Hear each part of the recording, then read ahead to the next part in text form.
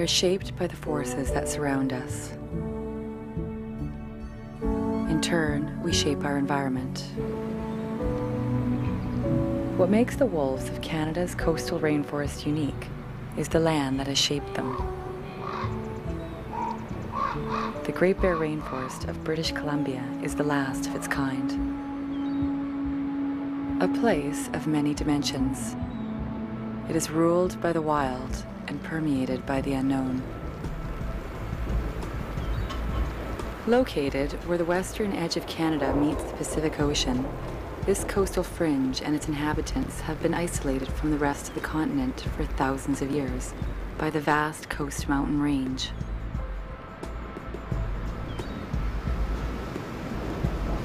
It is a maze of deep inlets, remote archipelagos, and forgotten islands. The largest expanse of temperate old-growth rainforest left in the world. Fertilized by salmon and protected from fires, the trees can grow to be over 1,000 years old.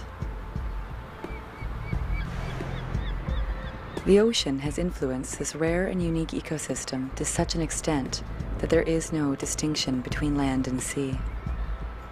Almost everything here must adapt to navigate the ocean. Few people inhabit this rugged coastline. It is the domain of the wild, where nature's intricate cycles play out their dance of interconnection, much as they have for thousands of years. It is a land of mystery. So little is known about this complex ecosystem, or its apex predator, the rainforest wolf.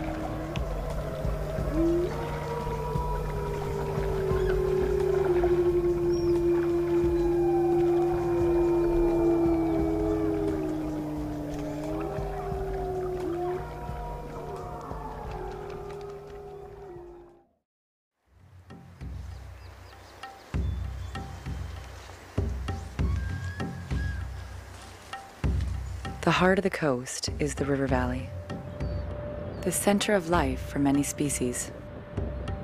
Every year, millions of salmon enter these rivers and thread their way through the networks of streams into the body of the land. They are like the nutrients in blood, feeding hundreds of plants, insects, and animals. The trees are the lungs of the land, alive and breathing.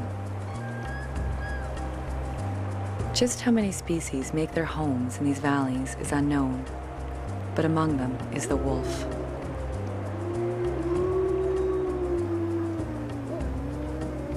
Wolves are rarely seen by humans, but a group of biologists from the Rain Coast Conservation Society who were conducting salmon and bear research on the coast kept noticing the evidence of wolf habitation in these remote valleys.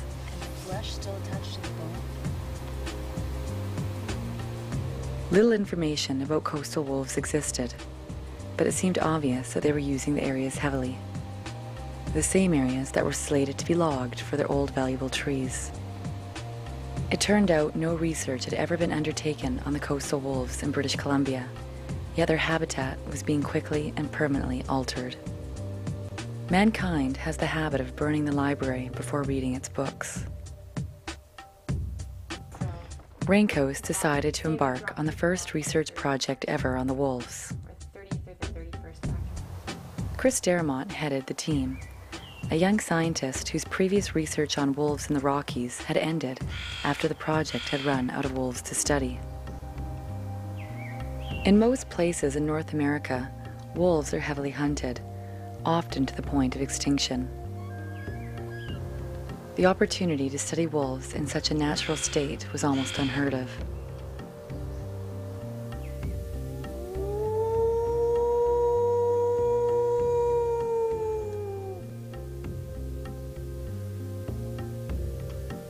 The group also enlisted the help of Chester Starr, a Celtic from the nearby village of Bella Bella. He was known as Lone Wolf for his love of walking alone in the woods. Chester proved to be a valuable aid in understanding how to observe the coast.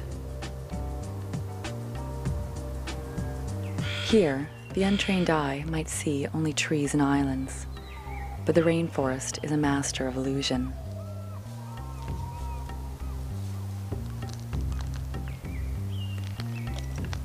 With patience and close attention, the coast has a way of slowly revealing its secrets.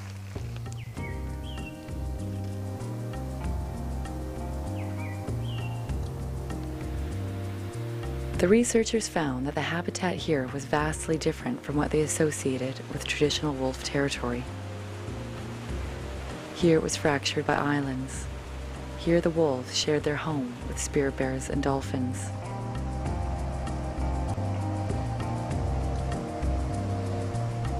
Dense forests, tides that surged through narrow inlets, and weather that was infamous for its wildness and unpredictability, and no previous study upon which to build. So little was known.